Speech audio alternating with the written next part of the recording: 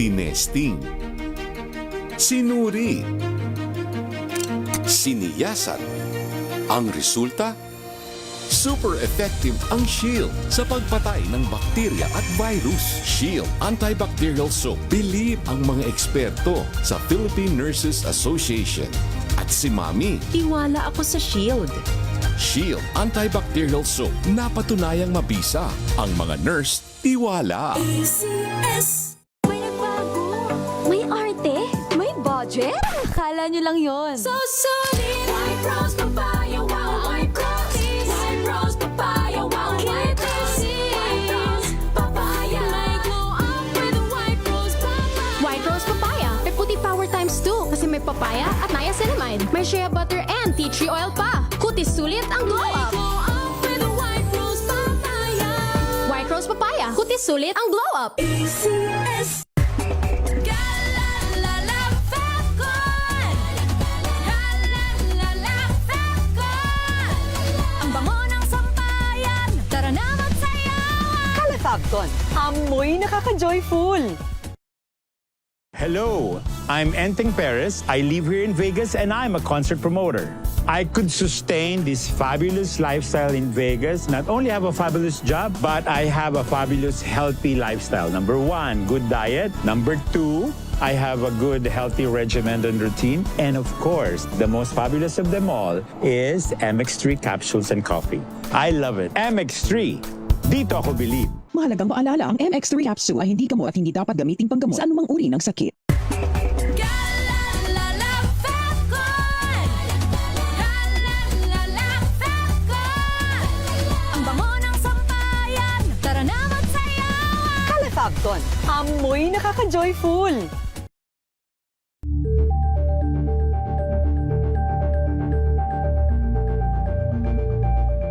Champion na milyonaryo pa. Pagkakataon mo na namang manalo ng 1 million pesos. Tax-free! Dahil eto na naman ang champion na milyonaryo pa. At ngayon, may papremyo na rin kami para sa inyong mga suking sari-sari stores. Ilagay sa isang malinis na papel ang iyong complete name, age, address, contact number at pirmahan. Maaari din ilagay ang iyong suking sari-sari store at ang kanilang address at contact number. Ilagay sa isang white legal-sized envelope na nakipag na rin man sa mga required proof of purchase o POP. Ang tamang bilang ng empty sachets, wrappers o mga pouch ng mga sumusunod na makikita sa official website and Facebook page ng Champion na Milyonaryo Ba, Champion Bar, Champion Powder, Champion Liquid Detergent, Champion Fabric Conditioner, Champion Dishwashing Liquid at Champion Dishwashing Paste. At sa labas ng envelope, ilagay ang Champion na Milyonaryo Pa, ang POP na ginamit at ang MBC radio station na iyong pinakikinggan. Ihulog ang iyong entry sa mga drop boxes na matatagpuan sa iyong mga favorite MBC radio stations. Mas maraming entries, mas malaki ang chance mong manalo. 1 million pesos tax-free ang pwede mong mapanalunan sa Grand Draw. Libo-libong piso ang ipamimigay sa mga weekly draws na gaganapin sa mga MBC stations nationwide. At may pa-champion gift box pa para sa iyong suking sari-sari stores. Champion na Milyonaryo Pa. Brought to you by Champion. Walang gimmick, tapat po sa inyo.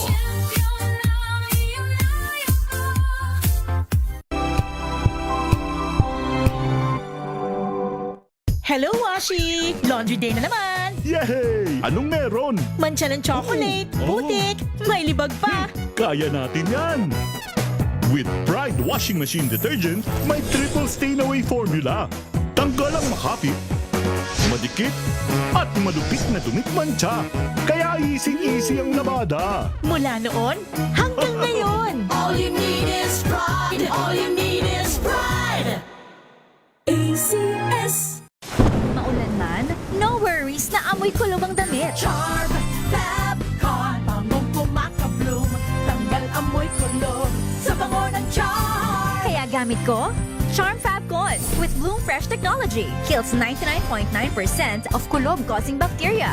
May aroma burst pa of thousands of flowers and berries. Ang sampay sa loob, no amoy kulob. Bangong kumakabloom sa charm. Charm Fabcon. ACS. Sa lahat ng bagay, simula pa lang, siguraduhing max protection na.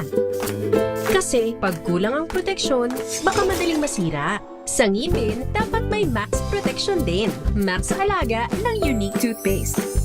With Max Protect Formula, help stop cavities before they start, while keeping breath fresh. Try Unique Maximum Fluoride Protection. Para max alaga, max protektado. ACS. Galalala Falcon. Galalala Falcon. Ang bango ng sampayan. Tara na magsayawan. Calefabcon, amoy nakaka-joyful. I'm Jovi Kalmov. Currently, I am the Vice President for NAFA, which stands for the National Federation of Filipino-American Association for the state of Arizona. In order for me to perform very well, I really make sure that my physical and spiritual wellness is really in order. And of course, the help of MX3 capsule. This is the secret. MX3, dito ako believe. Mahalagang paalala, ang MX3 capsule ay hindi gamot at hindi dapat gamiting panggamot sa anumang uri ng sakit. Galalala Falcon. Galalala Falcon. Ang bango ng sampayan. Tara na magsayawan. Calefabcon, amoy nakaka-joyful.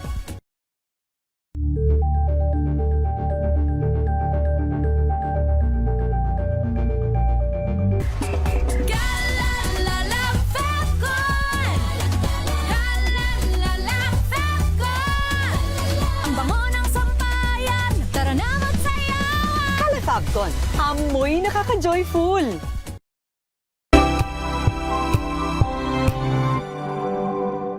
Maagang balitaan, maagang usapan sa mga issue at balita. Kasama si Kuya Angelo Palmones sa Magandang Umaga Pilipinas. Mula Lunes hanggang Biyernes.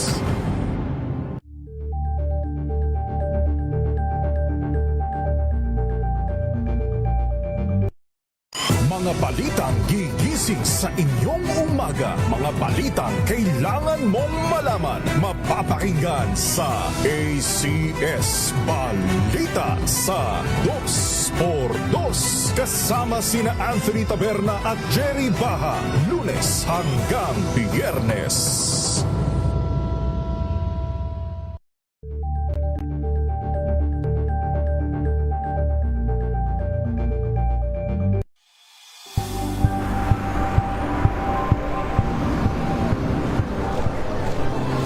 ating mga eksperto. Dito lang sa Expert Opinion.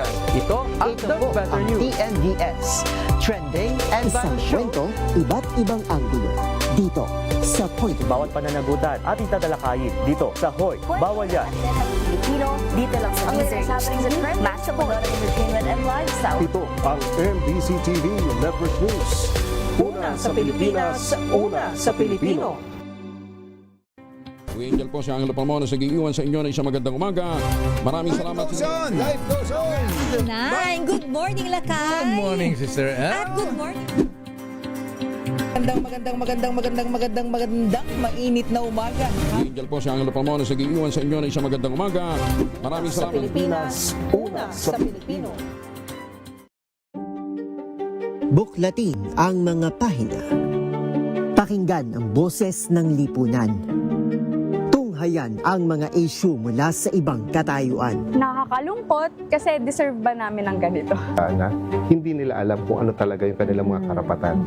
Yung gobyerno, tinulungan nila yung kanilang magsasaka. Pinapatahimik tayong lahat using various laws. Through education, kayang-kaya nating baguhin yung ganitong klaseng pag-iisip. Isang kwento. Ang paglilitis. VP Sara Duterte Impeachment Trial at DZRH Special Congress. If I get impeached, then that is my end. Ganon. Ang sinasabi po, mabigyan talagang little learning is a dangerous thing. Ayan. Isa sa mga golden rules yan ha? Sabi nga ng the late First Lady Luz Magsaysay, ha? Tama ba, Senator June? Ayan. Abay, no talk, no mistake. Di ba? Ricky Ileto? Teka muna, ito muna. Kauna-unahan sa Pilipinas. MBC Manila Broadcasting Company. DZRH, member, kapisanan ng mga broadcaster ng Pilipinas. Oras sa Father Elmer Pinili, alas 8:14.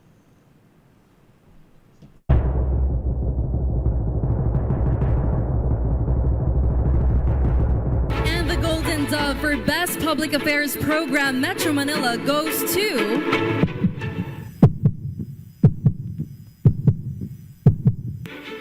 Damdaming Bayan, DZRH. Programang nakikinig, programang inaalam ang masasabi mo, programang magbibigay ng tama at totoo. Para tama ang alam mo, tara, usap tayo para malaman ang Damdaming Bayan. Live sa DZRH Radio, DZRH TV at DZRH Digital. DZRH Damdaming Bayan. Kasama sina Lakay Deo, Makalma at Sister L, Elaine, Apit, DZRH Damdaming Bayan. Gusto ko nang umiyak sa harap ninyo pero naubos na ang luha ko. Ay, buhay. Mahiya naman kayo! Mahiya naman kayo! Mahiya naman kayo! Sigaw natin noong kampanya kung walang korap, walang mahirap. Hindi lamang ito pang slogan o pang poster. Ito ang mga prinsipyong tinatayuan at nagsisilbing batayan ng ating administrasyon. Damdaming Bayan. Magandang umaga Pilipinas. Welcome sa ating palatuntunan Damdaming Bayan. Wala palang impeachment trial ngayon. Ano po, ha? Abay, nakalibang ding manood talaga ng impeachment trial. Bukod sa, although na minsan boring, ayan, minsan may nakakatawa, ayan, at in short may natutunan tayo. Lalo siguro yung mga law students, ano, ha? Pero ang suma total pa rin po, mga kaibigan, nalilibang tayo sa impeachment trial. Ayan, impeachment kay VP Sara. Ayan, kaya lang ang tanong, ha? Abay, kumusta po? Ayan, kumusta ang tiyan ni Juan de la Cruz? Sigaw natin noong kampanya kung walang korap, walang mahirap. Magandang umaga Malacanang. Uy, Miss Let, parang nasalubong ko na naman ang Pangulong Bonget Marcos kanina, ha? Abay, samba ang biyahe ng presidente? Parating yata kami dalawang beses na kami nagkakasalubong diyan sa sa Skyway, ha? Abay, samba ang biyahe ng Presidente Marcos ngayong araw ng Huwebes. Aba, 23 na pala ngayon, ha? Ayan, abay, Mr. President, abay, 4 days na lang. Abay, 4 days na lamang po, mahabigan, ay sona na naman ng Pangulong Ferdinand Bongbong Marcos Jr. Pero sabi nga natin, baka naaliw po tayo, mga kaibigan, mga kababayan, baka naaliw tayo sa impeachment trial ni VP Sara. Abay, ano kaya ang resulta ng pinaiimbestigan ng Pangulong Marcos noong kanyang sona noong nakalipas sa taon July 28, 2025. 2026 na, ayan, isang taon na, ayan, nasaan na ang mga big fish, ayan, sabi siguro paulit-ulit ka lakay, pero kailangan natin ulit-ulitin dahil baka po nagkakalimutan dahil isang taon na po, mga kaibigan, nasaan na yung mga mastermind na mga nangulimpat ng bilyones na pondo ng bayan, yung bang pera ng bayan, taxpayers money, mga kuya, ayan, pagkatapos ang mga walang hiya, abay, pinambili lamang ng kanilang mga luho sa katawan. Ayan, yung mga namili ng mga jet, ayan, namili ng mga helicopters, namili ng mga mansion, mga properties sa Amerika, sa Italy, sa France. Switzerland. Mantakin po niyo mabigyan Mr. President. Abay, nabawi na ba? Ayan anyari po Mr. President, yung mga inupakan nyo mga kurapa na sabihan ninyong mahiya naman kayo. Aba, nangulimpat ng bilyones yan. Abay, ba't hindi pa nakulong yung mga umamin na nasanggot sa ghost project sa flood control? Abay, ano na ang status ng kanilang kaso? Abay, bakit nauna pa sina Senator Jinggoy? Ayan, Senator Marcoleta. Hindi naman natin sinasabing wala silang kasalanan. Pero ibig sabihin natin yan, tumatanggi ha. Pero yung mga umamin mahuyang mga ateng, ha? Abay, wala pa po nga nangyayari. Ayan, naisoli na ba? Nagsoli na nga ba? Kung nagsoli man, magkano isinoli sa bayan? Ha? Abay, at nasaan yung kanilang mga isinoli? Abay, dapat nga itong isang kontraktor na umamid doon sa ghost project dapat itong naunang nakulong sa Payatas City Jail. Ha? Ano nangyari sa kanila? At ang mga graftbusters naman, dapat you should take the cue from the Commander-in-Chief, from the President. Alam po niyo, nakalungkot mahabigan ni Mr. President, parang history repeats itself, sabi nga. Alam niyo kung bakit? Abay, ang dating Pangulong Digong, abay, meron na rin mga inupakang mga, sabi nga niya noon, congressmen. Abay, bakit walang nangyari?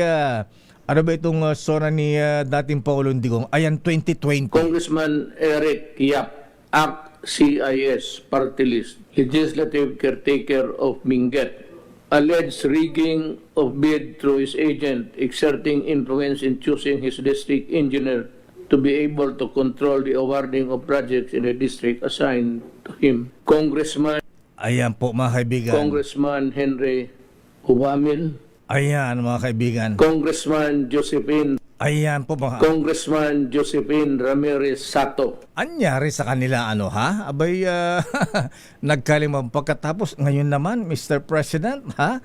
Abay, sa zona po ninyo, ayan, may nangyari na ba? Asaan si Saldico? Asaan ang kanya makasabwat? Kitang-kita ko na maraming proyekto para sa flood control ay palpak at gumuho. At yung iba, guni-guni lang. Huwag na po tayo magkunwari. Alam naman ng buong madla na nagkakaraket sa mga proyekto. Mga kickback, mga initiative, errata, SOP, for the boys. Kaya sa mga nakikipagsabwatan upang kunin ang pondo ng bayan at nakawin ang kinabukasan ng ating mga mamamayan, mahiya naman kayo sa inyong kapwa Pilipino. Mahiya naman kayo sa mga kabahayan nating naanod o nalubog sa mga pagbaha. Mahiya naman kayo lalo sa mga anak natin na magmamana sa mga utang na ginawa ninyo ang binuksan nyo lang ang pera.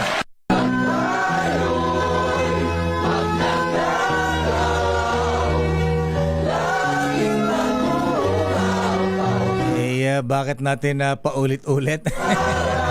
Kasi baka magkalimutan po ha? Nasa linya na ba si Director Rino Abad? Sige nga, balikan natin ang malakayang standby Let Narciso. Saan ba ang punta ng Pangulong Marcos ngayon? At dumaan na naman sa Skyway kanina. Abay, nasa ating linya pumabigan si Director Rino Abad ng Oil Industry Management Bureau ng Department of Energy. Alam po yun sa world market, mga kuya mga ating, abay, tumataas na naman ang presyo ng petroleum products. Abay, next week ba may oil price increase ulit? Director Rino Abad, sir, magandang umaga po sa inyo, Director. Magandang umaga sa inyong programa at sa ating mga kababayan po. Ayan, Director Abad, sir, abay, meron nga po bang panibagong oil price increase na naman next week? Mukhang may aasahan na naman tayong dagdag na increase next week. At mukhang hindi na ho ito, Sir Deo, mababago Naku, mukhang increase din uli ho tayo next week. Mm-hmm. At sa pagtaya po ninyo, mga magkano kaya ang itataas? More than pesos na naman kaya? Dahil 3 pa lang ho ang nakaraang trading days natin, so may 2 pa ho, yung ngayong araw at saka bukas. Pero dito nga, kaya ko nasabi na malaki na ho ang chance ng increase kasi yung gasolina natin umaabot na ho ng 5 peso per liter ang estimate namin. Ang diesel ganun din ho, 5 peso. Ang kerosene around 3 pesos per liter. Ayan. O nga pala, klaruhin nga natin yung 10 pesos plus na increase, Direktora. Ito ay installment. Ano po, ha? Ayan. Paano natin na madedetermine kaya, matityak na itong installment na ito? Kasi sabi nyo yata, kanya-kanya bahala ay yung mga oil companies kung paano nila hahatiin yan. Paano natin mamomonitor kung ito nga ay ipapatupad, Director, sir? Director? Nag-notify na sila sa amin. Opo. Hello, Sir Dio? Yes, sir. On air pa po tayo. Nung Monday ng hapon, nag-notify na ho individually yung mga oil companies at nakalatag ho doon sa notifications nila yung staggered price implementation. Ito naman ho ay binibigay natin kaagaran yung summary niyan sa ating mga inspectors on the ground para ito yung pagbabasihan ng ating inspection pa rin. Ang binabantayan talaga natin, Sir Deo, dito yung ultimately yung total adjustment. Kasi total, mauubos ka agad nila yung adjustment in a matter of 3 days lang. So, for example, ngayong araw, pag maximum lang ho kasi ang allowed dun sa mandated pa rin na computation ng DOE. Ang binabantayan talaga dyan na dapat hindi sila sosobra doon sa maximum na announce earlier na mandated adjustment. Remember, mandated ho ito ng DOE, hindi ho ito kino-compute ng mga oil companies. Kami ho ang nagko-compute, kami ang nagbibigay ng figure sa mga oil companies. Umiiral pa rin ba, Director Abad, sir, yung National State of Energy Emergency? Opo, may isang taon ho kasi yan. Ang period na yan. So mga next year, around March pa ho ang expiration dyan unless earlier terminated ng presidente. Kasi nilabas naman ito through an executive order. Pero for now, wala hong balita na ite-terminate yan. So ang default ho na binabantayan dyan na expiration baga would be the period stated there na 1 year ang effectivity niya. So, Direktora Abad, sir, ang DOE pa rin po ang nagtatakda ng price increase o kaya rollback? Opo, dahil nga ito'y nakita namin na mas effective na paraan para masiguro talaga. Gaya nung naunang yung 3 weeks ago, naipakita ho natin ang epekto na yon. Nung mula 150 peso per liter ang diesel natin, naibaba natin to around 66 peso to 68 peso. Before nitong bagong gulo na naman.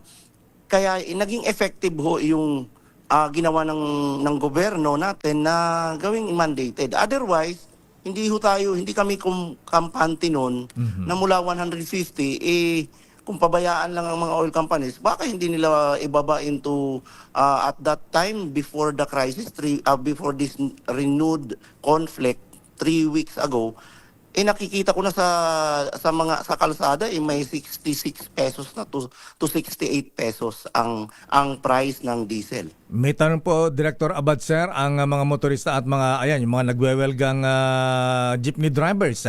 Bakit na po itinaas masyado ang presyo ng diesel? Samantalang ito ay lumang stock pa sa kanilang inventaryo. Kung maalala nyo, 3 weeks ago, nung biglang nagkaroon ng MOU nung Friday ng week na yon. Kasi Friday yun napermahan ni President Trump. Pagka Tuesday kaagad nung next week, bumagsak yung presyo ng almost 10 to 11 pesos. In-implement ho din naman kaagad din natin yon. Wala din naman tayong hinintay na period dahil ang atin nga dito na sinasabi, this is a cyclical follow through nung week on week. Week on week ho talaga ito. Sinusundan ho talaga natin. Para fair sa lahat, sinusundan natin yung nagkukos ng increase at decrease unfortunately, yung nagkukos lang ho talaga ngayon are largely affected nung itong Persian Gulf conflict. Kaya kung maalala nung una, nag-implement tayo ng almost 10 to 12 pesos na rollback. Wala hong hinintay na period kasi, Sir Deo, pag yan ay hinayaan natin na discretionary, not necessarily sa director ng OIMB, lalo na kung maging discretionary, ako ang magbabasbas. Parang wala naman akong power na ganun. Pangalawa, yung DOE as an institution, parang magugulo ho yan kung ngayon ang desisyon namin, hindi, 2 weeks ago yan i-implement. Sunod na panahon, 3 weeks ago yan i-implement. Paano kung rollback? Sasabihin din namin, 4 weeks ago yan, 4 weeks naman natin yan i-implement. Nawawala tayo sa in short, wala tayong scientific basis. Ang gawin na lang natin, i-week on week natin para walang fair to all. Fair to the oil company, fair to the consumers. Pag nag-rollback yan, rollback kayo dapat. Pag nag-increase kayo, okay, increase kayo. Pero pag nag-rollback again, rollback kayo dapat. Ayan. Isa pa, Director Abad, sir, meron bang police power ang Department of Energy na magpasara ng mga gasoline station na nagsasamantala, nag-hold? Kasi napansin po natin, linggo pa lamang po, nung maalamang tataas ng almost 11 pesos ang presyo ng diesel kada litro, abay, wala nang ibinebentang diesel ang ilang gasoline station. Ako, naranasan ko mismo, 2 gas station pinuntahan ko, abay, wala na pong diesel. Ang sabi, bakit wala? Out of stock na ba? Sir, under maintenance. Ayan. Sir Deo, yung mga ganong sample, classic sample talaga yan. Mabilis ma-test kasi pabubuksan lang ho namin yung kaya nga po underground tank. Ang mahalaga nga lang ho talaga, mai-report sa amin kasi may isa talagang gasoline station na nai-report sa amin nung Friday last week. Ayun talagang mabilisan yun na napuntahan. Ito namang nangyayari usually sa Monday. Opo. Minsan naiintindihan na rin natin ang gasoline station kasi pinipilahan talaga yan over the weekend. Kasi lalo na yung alam na 10 to 12 pesos yung increase this week. Kasagsagan, alam mo naman ng ating mga motorista, minsan sinasagad nila up to the weekend yung para medyo isasagad nila ang pagkaubos ng tank nila, and then full tank talaga ng buong buo. At naintindihan natin yun. Kaya lang nangyayari yun over the weekend. Kaya minsan nauubusan by Monday kasi pinilahan ka talaga Kaya marami din cases na ganun. Pag nakita namin na talagang wala talagang laman ang tangke at meron naman silang clear na ebidensya na nag-order na sila, meron silang pinakitang resibo na nagbayad sila for the next shipment nila, mahirap na ho talagang i-penalize yung ganong sitwasyon kasi may justification. Pero yung talagang sinaran lang nila at klaro naman na may laman pa yung tangke, hoarding ho yan. Kaya binabantayan namin yung isang na-report sa Parañaque over this week. After itong week, babalik na yun. Kasi buong week yung inspection team namin nasa labas. Pagbalik nun, sigurado ho yan, Sir Deo, na ididiretso namin sa Legal Services Office namin for appropriate legal action. Ayan, so kailangan pala isumbong po sa inyo. Pero ito, classic example. Ako mismo nakaranas sa Director Abad, sir. Nung linggo, ayan, babanggitin ko na rin. Yung Petron dito sa May Rojas Boulevard, ayan, malapit dito sa DFA. At yung Petron dyan sa Makapagal, ayan, malapit din sa MOA. Abay, pareho, Wala nang diesel at tanong ko yung gasoline boy. Sabi ko, bakit naubusan na po kayo na stock ng diesel? Ang aga naman, linggo pa lang. Under maintenance, sir. Ayan. Yun po ang sagot. So, well, Sir Deo, yan ho talaga ang, kasi kailangan namin mag-dissect dahil under maintenance daw almost 14 to 15,000. Sabi ko under maintenance. Bakit yung gasolina meron? Bakit yung diesel lang ang under maintenance? Yung nakapagtataka doon. Kaya ang importante ho ma-inspect ho talaga dahil doon ho natin mapoprove. Kasi sa resibo pa lang at allowed ho ang Department of Energy na tingnan ang resibo nila. Yung the day before, makita namin may sales pa sila. At wala namang klarong sira. Kasi napaka-simple lang ho yan eh. Ang malaking pwede mong ma-claim na nasira dyan ay yung dispensing pump. Kasi everything is underground. Paano naman yun unless masabi mo, naglindol tayo ng 8 intensity 8 magnitude, pwede mo sigurong ma-justify yan. Pero kung wala naman, parang mahirap talaga. Sir Deo, pag naimbestigahan namin, hindi ho, mahirap nila kaming mapapaniwala. Siguro, Director, alamin ko po yung hotline po ninyo kung meron kayong hotline numbers na pwedeng tawagan in case na may ganitong sitwasyon. Ang available talaga na mabilis, Sir Deo, ay nawawala po kay Director Abad, sir. Ayan, pakikuha po yung... Naku, nawala. Ayan. At saka siguro, dapat, wala bang tauhan ng DOE na yung nagbo-monitor sa mga oil companies, gas stations, pagka ganitong may announcement ng oil price increase. Ayan, balayan natin malo si Director Rino Abad na naputol.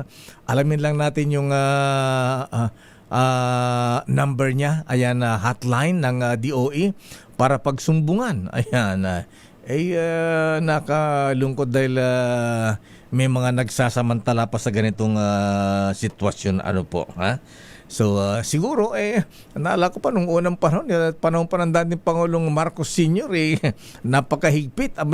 May mga nagmumonitor na nag-iikot talaga, nag-i-inspection, ha? Surprise inspection sa mga gas station. Ayan, kung kinakalibrate yung kanilang pump, kung yan ba may daya o wala, ha? Siguro meron din ganon. Ayan, Director Abad, sir. Ayan, naputol po tayo. Director, sir. Yung hotline na lamang po ninyo na pwedeng pagsumbungan ng bayan. Ba't ay pumasok si Director Malu? Ha? Ayan. Wala ba silang monitoring team? Sa bagay, sa dami na yata siguro ng mga gasoline stations ngayon. Ayan, na hindi na Director, sir. Yes, sir. Pakikuha po namin yung hotline po ninyo. Sir Deo, ang kailangan ko lang humatingnan, pero available ho ang contact number namin through the DOE website. Andun ho ang Oil Industry Management Bureau na opisina. At pag na-click lang ho nila yung link doon para sa opisina na yon, ang bubungad talaga doon is nandun sa ilalim yung contact us. Andun ho yung even the office of the director mismo ang matawagan nila. Ganun po. Mahirap kasi minsan yung mga ganyan na director, sir. Pag tinawagan mo, idadahal ka pa ng if you want to talk to the director, dial 1. Ayan. Hindi. Ganun ba? Wala bang direct line na madaling tawagan para hindi na mahirapan pa yung magre-reklamo? Ayan. At saka siguro, director, sir, ayan, isa pa. Wala bang monitoring team ang DOE na nag-i-inspection sa mga gas station pagka ganitong alam natin na may mga nagsasamantala? Mayroon ho tayo. Talaga naka-ready ho yung inspection team. Opo. On a weekly basis. Talagang ngayon na mandated, talagang minamandate natin. Talagang may inspection ho ang DOE. Yun nga lang, Sir Deo, sa dami ho talaga, kailangan sana ang mapuntahan namin. Inuuna talaga namin yung mga complaint related na mga cases para iyon mabilis ma-address kasi meron ng reklamo. Ayan, kung ikaw ay nagpunta sa gasoline station, sinabing wala, ayan, magtaka ka na. Ayan, pwede namin itawag sa inyo, paki-inspection Director Abad itong gas station dito sa may Rojas Boulevard o sa Makapagal Boulevard, mga ganon. Opo, mapapasadahan ho kaagad natin yan. Pag ganyan, na para mabilisan ho natin, mapinpoint kaagad yung nireklamong gasoline station. Ayan. Anyway, sige po, pakukuha ko kay Malu yung number po ninyo. Ayan, pero isa na lang po, ayan, last na lang, Director Abad, sir. So more or less, mga ano po ang ina-expect nating amount ng oil price increase next week? Well, kanina yung sinabi kong estimate, Sir Deo, 3 days pa lang kasi yun. So, posibleng mabago, pero ulitin ko na lang, yung 3 days pa lang, may estimate na tayo sa gasolina. Pareho, gasolina and diesel, around 5 pesos. 3 days pa lang to, no? 5 pesos. At itong kerosene, nasa 3 pesos. Kaya lang, mababago lang ito ng konti, pero mahirap sabihin na magro-roll yan back na. next week. Oo. Diba, mataas ang chance na may increase tayo. Mababago lang ito para sa 2 pang araw na darating. Ayan. Today, yung araw ngayon at saka bukas. Ayan. Pero kung ngayon pagbabasehan, 5 pesos sa gas, kerosene 3 pesos. Sa diesel, magkano, Director, sir? Pareho, Estimate. mga 5 pesos 5 din pesos po. din. Okay. Director Abad, sir, maraming salamat po at maganda umaga po sa inyo. Thank you. Opo, sa inyong programa ulit at sa ating mga kabayan. Daming bayan. Director Rino Abad ng Oil Industry Management Bureau ng Department of Energy. Daming bayan. Yan. Kakalungkot yung mga ganun. Mahabigyan yung nasa letter in na yung gasolina mo. Nasa enough na, magiging empty na. Pagkatapos paikot ka sa mga gasoline station, wala kang mabilan ng diesel. Alang hiya naman ano, ha? Abay, tapos nakapagtaka dito eh. Sabihin nung gasoline boy, wala na kayo stock Hindi sir, under maintenance. Hindi ba masagot ng wala na, naubos na? Daming Ay, naku, sandali lamang Narciso mula sa Malacanang. Saan ba ang biyahe ng Pangulong Marcos ngayon?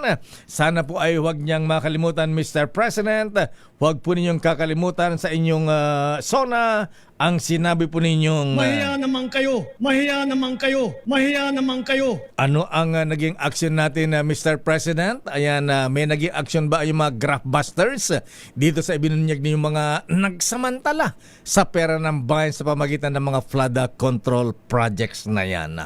Oras, Chief Justice Alex Jesmundo. Oy, Justice Japar Di Maampaw. Oras ganap na alas 8:41. Ang oras na yan ay hatid sa